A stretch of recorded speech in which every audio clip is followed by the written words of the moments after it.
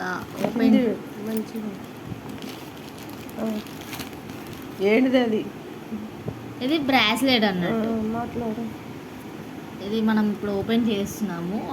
Open చేసి చూద్దాం ఎట్లా ఉందో క్వాలిటీ అనేది చూసి. ఓకే, ఇది మనకు వచ్చేసి ఇలా ఉంది. ఇక్కడ చిన్ను అని నేమ్ వచ్చేసింది.